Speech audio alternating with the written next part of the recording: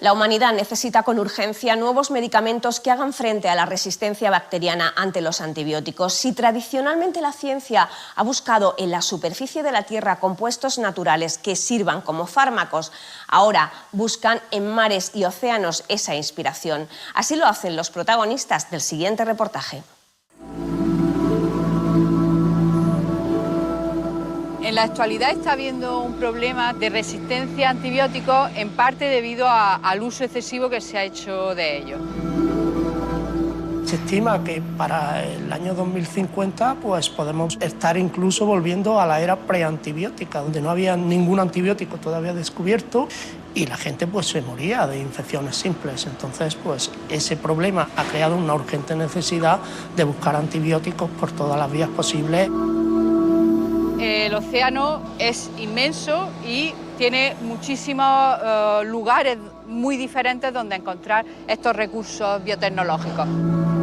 Resulta que el mar ocupa el 70% de la superficie del planeta, con lo cual hay mucho más donde descubrir.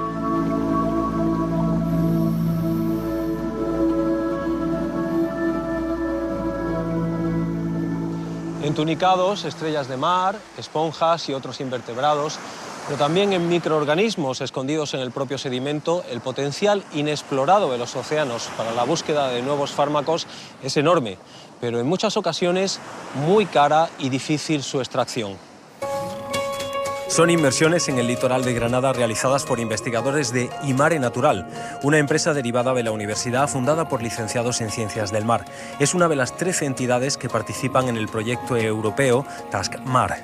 En lo que consiste es extraer biomoléculas activas procedentes de invertebrados marinos que tengan una sustancia, un potencial aplicación en el campo de la farmacología, la cosmética, o para obtener nutracéuticos. Como científicos con formación de buzos, les ha tocado aportar una colección de invertebrados, aunque limitando las muestras a 150 gramos por especie y siempre que no sean protegidas. Esas muestras las han enviado luego a la coordinación del proyecto en el Centro Nacional de Investigación de Francia. Ver si un invertebrado tiene alguna sustancia de algún interés farmacológico.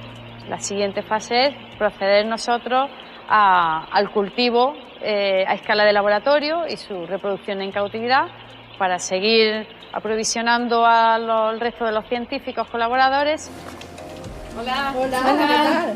Pero además, el equipo de Imare ha colaborado también con investigadoras del Departamento de Ecología de la Universidad de Granada en otro proyecto. Estos son los mismos especímenes con los que estuvimos trabajando en el proyecto anterior. Correcto, la anémona sulcata, los mismos especímenes, y la holoturia tubulosa. ¿Que nos estuviste ayudando en las disecciones? Sí. Su estudio se ha centrado en los microorganismos que habitan en simbiosis con anémonas, tomates de mar y holoturias o pepinos marinos, criados en tanques en cautividad. Esa asociación de microorganismos con un hospedador, que también se da en la especie humana, es un holobionte. Todos sabemos que tenemos un microbioma intestinal o bacterias epidérmicas que nos ayudan a que nuestra salud sea mejor. En el caso de los holobiontes marinos están menos explorados y por lo tanto presentan un mayor potencial de innovación. Se trataba de saber si tenían actividad frente a bacterias y hongos patógenos, es decir, de los que producen enfermedades. El hecho que nosotros hayamos escogido especies de invertebrados básicamente se debe a que estos organismos están en fondos que suelen recoger muchísimos detritus y muchísimas bacterias y por lo tanto suelen estar enriquecidos los sedimentos en una diversidad microbiana mayor. Tomamos, en el caso de las anémonas, los tentáculos y la cavidad digestiva, también en los tomates de mar, y luego la holoturia, que estudiamos dos especies diferentes y en ellas tomamos los intestinos, el líquido celómico, que es un líquido que tienen en el interior, y además también tomamos las heces que había en el tanque. Una parte de las muestras extraídas se ha sometido a técnicas de secuenciación genética para averiguar qué especies de bacterias conviven con esos invertebrados marinos. La otra parte se ha confrontado en el laboratorio con varios tipos de hongos y bacterias perjudiciales para los humanos, pero también para plantas como el olivo y especies marinas frecuentes en acuicultura. En los tres ámbitos los resultados han sido muy positivos. Las muestras más eficaces, las que provienen de las heces de los pepinos de mar. hubo una cepa que aislamos de las heces de la holoturia que tenía actividad frente a los 4 patógenos de acuicultura, los 4 vibrios, por lo que es muy interesante usar esta bacteria como pesticida microbiano en acuicultura, pero es que además esta misma bacteria también mostró actividad frente a 5 hongos patógenos en agricultura. Conseguimos 2 cepas, una de la cavidad digestiva de la anémona y otra del tomate de mar, que tenían actividad frente al hongo del verticilio del olivo. Mediante análisis genético han identificado las cepas bacterianas más activas frente a patógenos. Son solo algunas del inmenso universo de microorganismos por explorar en los fondos marinos. De hecho, se piensa que el origen de la vida tuvo lugar en el océano y por lo tanto existe una gran diversificación de metabolismos que actualmente estamos viendo cómo van surgiendo. Cada 2-3 años encontramos un nuevo metabolismo que se descubre en el océano. También han vuelto su mirada hacia los mares los investigadores de la Fundación Medina, un centro público-privado dedicado a la búsqueda de nuevos medicamentos. Aquí presumen de custodiar una de las mayores colecciones de compuestos naturales y bacterias y hongos del mundo, y en ella también hay lugar para lo subacuático. Hola, Víctor. Hola, Fernando. ¿Qué tenemos por aquí? Pues mira, aquí tenemos una muestra de las últimas cepas que hemos conseguido aislar de la última expedición que habéis hecho. Y esto es unos ejemplos de la gran diversidad que hemos conseguido aislar. ¿Cuántas cepas más o menos? Pues con el material que habéis traído hemos conseguido aislar unas 150 o 200 cepas diferentes. Su colección de microorganismos marinos se acerca a las 10.000 cepas. Entre sus cometidos está aislarlos e identificarlos con precisión. Aquí, en estos almacenes con un sistema de criogenizado a prueba de fallos, se conserva la gran colección de cultivos microbianos y de compuestos naturales. Un sistema de trazabilidad permite saber su origen, de qué punto del planeta se extrajeron. Cuando uno se va a mayores profundidades, pues hay que desarrollar equipos especiales y hay que intentar coger, por ejemplo, las muestras de forma hermética para que todo lo que cerrar de forma hermética la muestra que se coge, para que todo lo que haya sea una muestra marina y no una contaminación ambiental que aparezca inmediatamente cuando uno saca la muestra a la superficie.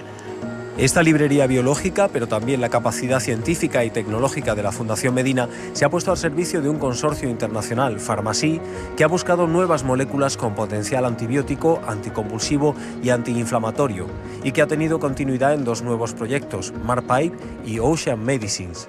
Se colectaran muestras de profundidad, muestras de aguas frías, para eso teníamos un socio en Noruega, y muestras de fumarolas, o sea, muestras de ambientes marinos extremos, profundidad, frío o calor, y a partir de esos microorganismos pues intentar descubrir este tipo de compuestos. Después de cultivar y hacer crecer los extractos en el laboratorio en un medio salino que simule el entorno oceánico, los enfrentan con otros microorganismos patógenos. Es lo que se conoce como cribado. Estos robots permiten simultanear muchas pruebas en paralelo. Una vez que hemos determinado qué extractos tenemos con actividad biológica, nos tenemos que ir a un segundo análisis químico para descartar un proceso que se conoce como desreplicación, que implica descartar todos aquellos extractos que puedan estar produciendo moléculas que ya son conocidas. Antibióticos conocidos no nos interesa volver a redescubrirlos. Una vez confirmada la efectividad de un extracto frente a patógenos, hay que aislar la molécula y conseguir su estructura. Es el comienzo de un largo y costoso proceso que puede llevar más de una década hasta conseguir un medicamento. Además, muchas moléculas inicialmente prometedoras se quedan en el camino. Tenemos un par de compuestos que eran anticonvulsivos frente a epilepsia y que participamos nosotros en el desarrollo, haciendo el escalado y el aislamiento. Y desde la Universidad de Lovaina, en Bélgica, pues estaban pensando incluso en solicitar una patente sobre esos compuestos. Una empresa española ha sido la primera en comercializar un medicamento antitumoral de origen marino. En el mercado también hay un analgésico basado en la sustancia paralizante de unas caracolas, un compuesto frente al colesterol o una alternativa para los herpes labiales. Pero no hay aún antibióticos y apenas llegan a la decena los fármacos inspirados en moléculas del mar. Un campo de investigación muy joven, pero que amenaza la hegemonía de los compuestos terrestres que han inspirado a la mitad de los fármacos actuales. La tecnología permite llegar ahora a profundidades y lugares extremos. Estos organismos extremófilos también brindan la oportunidad de generar moléculas diferentes a las que encontramos normalmente en los ecosistemas terrestres. Los antibióticos se producen por los microorganismos como respuesta a un estímulo y ese estímulo está presente tanto en la tierra como en el mar y al final pues yo creo que en el futuro sin duda veremos algún antibiótico de origen marino. El mar, que domina la superficie de la tierra, puede ser el semillero de la farmacia del mañana.